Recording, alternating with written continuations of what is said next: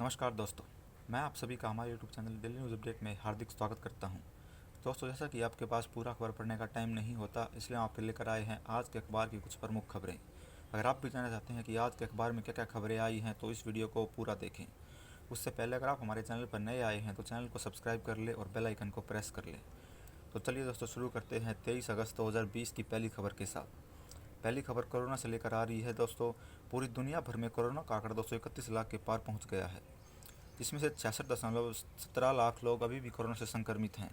8.04 लाख लोगों की कोरोना की वजह से मृत्यु हुई है। अकेले भारत की बात की जाए तो भारत में कोरोना का आंकड़ा 30 लाख के पार पहुंच गया है। इसमें से अभी तक 7 लाख से ऊपर का आंकड़ा कोरोना से संक्रमित लोगों का है, जबकि 56,000 लोग से ऊपर लोगों की मृत्यु हुई है। दोस्तों, बता दें कि 22.28 लाख लोगों ने कोरोना को मात दी है। पिछले 24 घंटों की बात की जाए तो भारत में कुल 69,878 नए मामले सामने आए हैं, जबकि 945 लोगों की मृत्यु हुई है। अगली खबर की तरफ बढ़ते हैं। दिल्ली को दहलाने की साजिश हुई नाकाम। बता दें कि राजधानी में पकड़ा गया है आईएसकेपी का आतंकी। उत्तर प्रदेश के बलरामपुर का रहने वाला है आतंकी मुस्तिम उर्फ यूसुफ। भीड़ भाड़ वाली जगह पर बम विस्फोट की फिराक में था। बता दें कि 15 किलोग्राम आईईडी से भरे 2 प्रेशर कुकर, 1 पिस्टल, 4 कारतूस, बाइक और बरामद किए गए। बीएसएफ ने पंजाब में मार गिराए पाकिस्तानी घुसपैठिए। बता दें दोस्तों कि भारत पाकिस्तान अंतर्राष्ट्रीय सीमा पर अमरकोट सेक्टर में सीमा सुरक्षा बल ने भारतीय सीमा में घुस रहे 5 पाकिस्तानी घुसपैठियों को ढेर कर दिया। यह पहला मौका है जब पंजाब में लगती अंतर्राष्ट्रीय सीमा पर एक साथ 5 घुसपैठियों को मार गिराया गया है। अगली खबर की तरफ बढ़ते हैं। पाकिस्तान ने पहली बार माना कि कराची में रहता है दाऊद इब्राहिम। एफएटीएफ की कार्रवाई के भय से दाऊद समेत 88 आतंकियों पर लगे हैं प्रतिबंध। सूची में हाफिज सईद और मसूद अजहर के नाम भी है शामिल। अंतर्राज्यीय आवाजाही पर प्रतिबंध न लगाए राज्य। बता दें दोस्तों कि केंद्र ने दिशा निर्देश जारी किए हैं अनलॉक 3 के, और गृह मंत्रालय ने राज्यों के मुख्य सचिवों को लिखा है पत्र, जिसमें उन्होंने कहा है कि अनलॉक 3 के दिशा निर्देश जारी होने के बावजूद देश के किसी राज्य के इसके उल्लंघन की शिकायतें मिलने पर केंद्रीय गृह मंत्री सख्त रुख अपनाते हुए राज्यों व केंद्र शासित प्रदेशों को पत्र लिखकर आग्रह कर रहे हैं कि आप किसी भी अंतर्राज्यीय आवाजाही पर प्रतिबंध न लगाएं। सुशांत सिंह राजपूत मामले में सुशांत के घर 6 घंटे रही सीबीआई की टीम। बता दें कि फ्लैट में सीन को रिएक्ट किया और अन्य सबूत भी एकत्रित किए गए। सिद्धार्थ पिटानी, रसोइया नीरज एवं दीपेश सावंत के से भी की गई पूछताछ।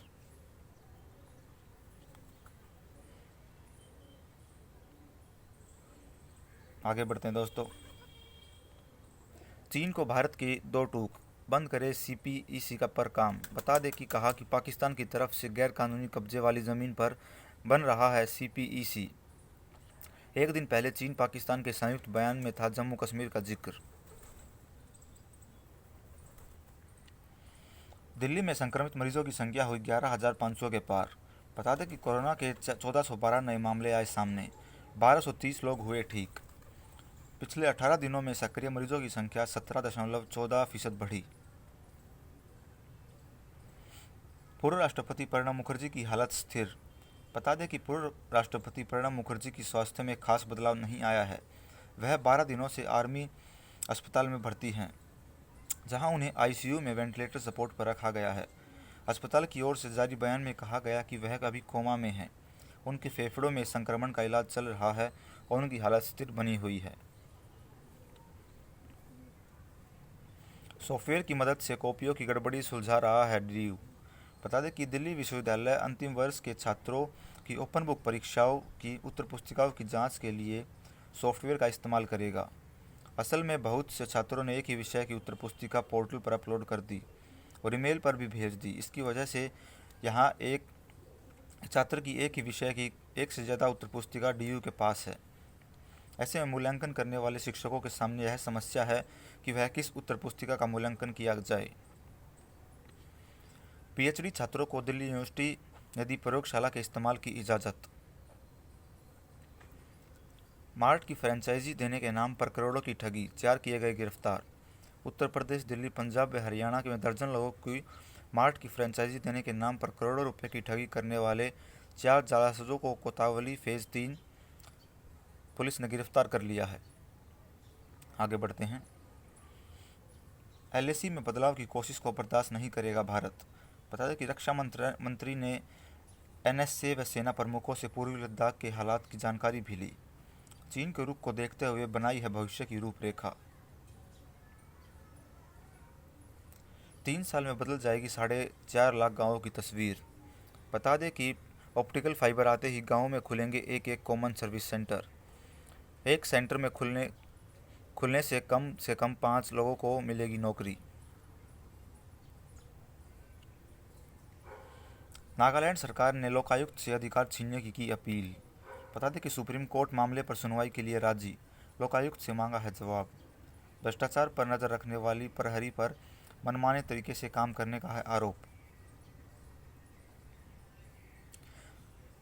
आगे बढ़ते हैं दोस्तों।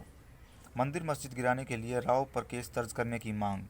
बता दें कि तेलंगाना प्रदेश कांग्रेस के सचिव में नाला पोचवा मंदिर में 2 मस्जिद गिराने के लिए राज्य के मुख्यमंत्री चंद्रशेखर राय और मुख्य सचिव सोमेश कुमार के खिलाफ मुकदमा दर्ज करने की मांग की है।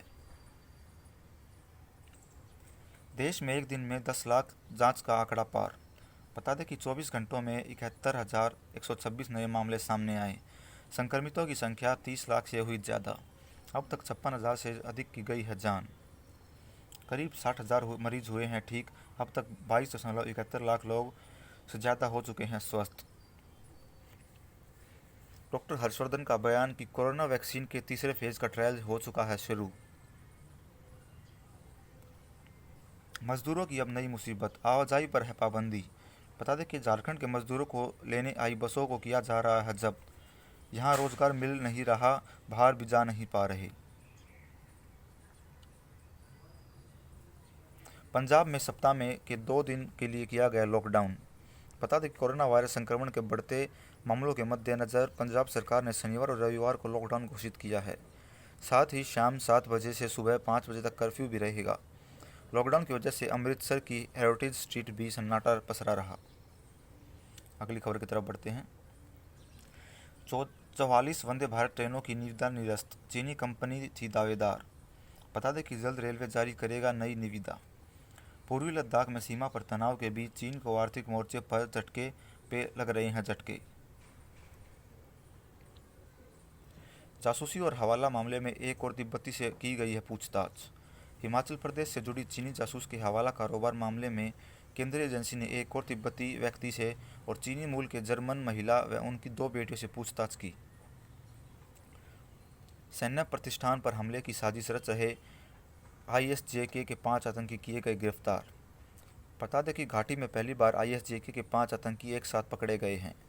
हथियारों की खेप व अन्य सामान मिलने के इंतजार में थे आतंकी। मांग ज़्यादा, आपूर्ति कम, पैदा हुआ यूरिया संकट। बता दें कि उत्तर प्रदेश में धान बुआई का क्षेत्र बढ़ने और लॉकडाउन के कारण उभरी है किल्लत। कोरोना महामारी के कारण पटरी से उतरी कृषि व्यवस्था इन दिनों यूरिया संकट से भी जूझ रही है। मध्य प्रदेश, बिहार और झारखंड समेत कई राज्यों में बड़े पैमाने पर कालाबाजारी शुरू हो गई है। हालात यह है कि राज्य सरकारों के पास नाकाफी साबित हो रहे हैं और किसानों को राहत मिलने में नहीं दिख रही। ऑनलाइन पढ़ाई के लिए 50 किलोमीटर दूर जाने को विवश है छात्र। बता दें कि महाराष्ट्र के तटीय इलाके में छात्र ठप इंटरनेट सेवा के चलते ऑनलाइन पढ़ाई के लिए प्रतिदिन लगभग 50 किलोमीटर यात्रा करने को विवश हो रहे हैं। भाजपा नेता समेत 8 पर मुकदमा। बता दें कि मेरठ और अमरोहा के गोदामों में करोड़ों को किताबों पकड़ने जाने पर मामले में हो रही है कार्रवाई। दोनों गोदामों की किताबें और प्रिंटिंग प्रेस में रखे सामान को भी पुलिस ने किया है सील।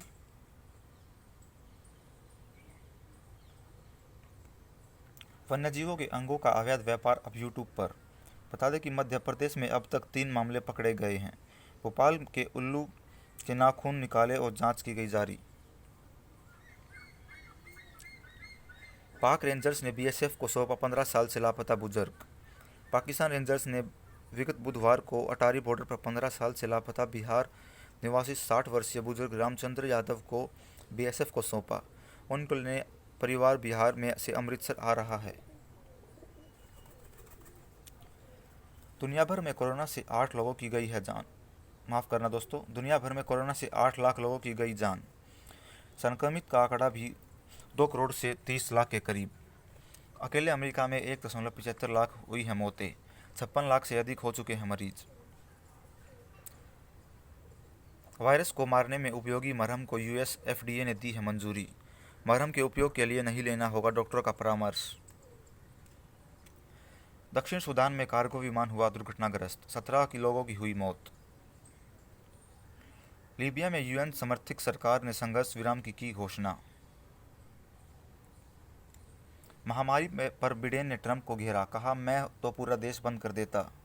कोरोना पर वैज्ञानिकों की सलाह मानते हुए राष्ट्रपति प्रत्याशी। वायरस पर नियंत्रण पाए बिना खुला नहीं रखा जा सकता है देश।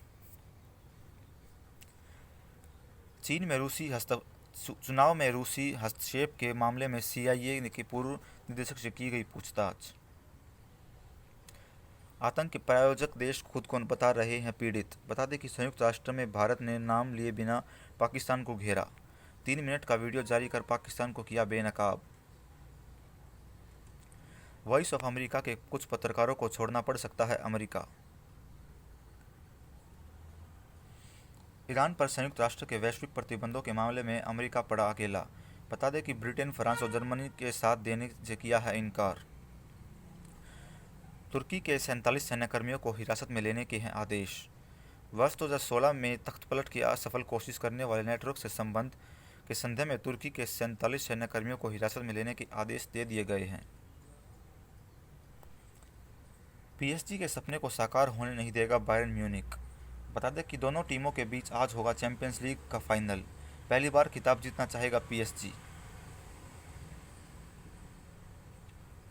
सेविया ने जीता 6ठी बार यूरोपा लीग का खिताब।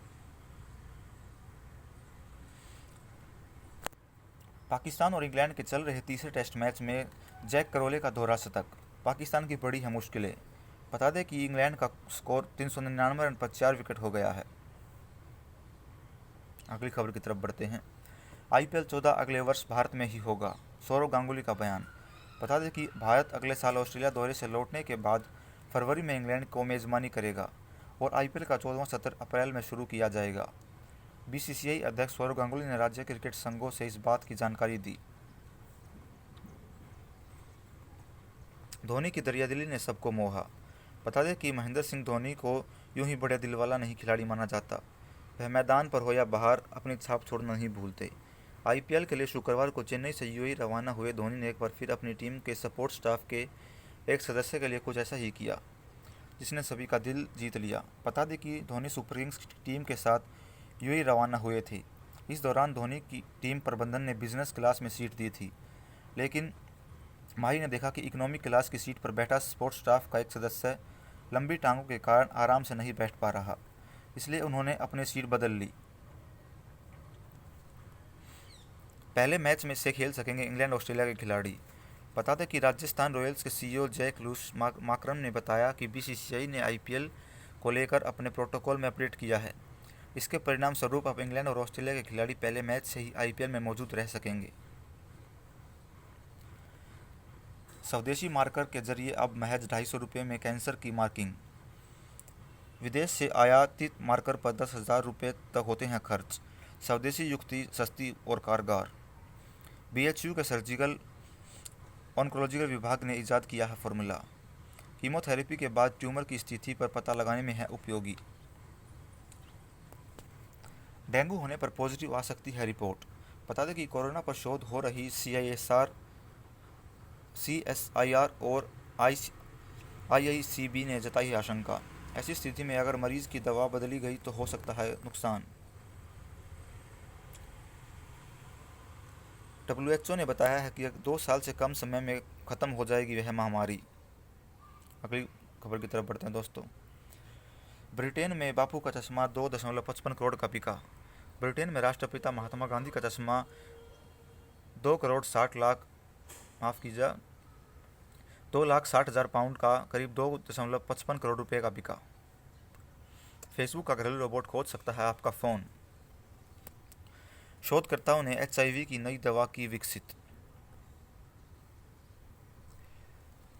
OTT पर रिलीज़ हो सकती है 83 और सूर्यवंशी फिल्म। बता दें कि जो फिल्में थिएटर में रिलीज़ होने वाली थी उन्हें कई फिल्में थिएटर बंद होने की वजह से डिजिटल पर रिलीज़ हो रही है। रणवीर सिंह अभिनीत फिल्म 83 और रोहित शेट्टी, अक्षय कुमार अभिनीत सूर्यवंशी के लिए भी यही कहा जा रहा है कि यह फिल्म भी थिएटर खुलने का इंतज़ार करेगी, लेकिन अभी सिनेमा घर के रिलीज़ के आसार नहीं नज़र आ रहे। ऐसे में खबर आने लगी कि फिल्म अब डिजिटल प्लेटफॉर्म पर ही रिलीज़ हो सकती है। डिम्पल गर्ल प्रीति जिंटा ने सिनेमा में पूरे किए 22 साल। आज के लिए बस इतना ही दोस्तों, आपका दिन शुभ हो। धन्यवाद। अगर आपको हमारा काम पसंद आ रहा है तो हमारी वीडियो को लाइक करें, शेयर करें और चैनल को सब्सक्राइब कर लें और बेल आइकन को प्रेस करें।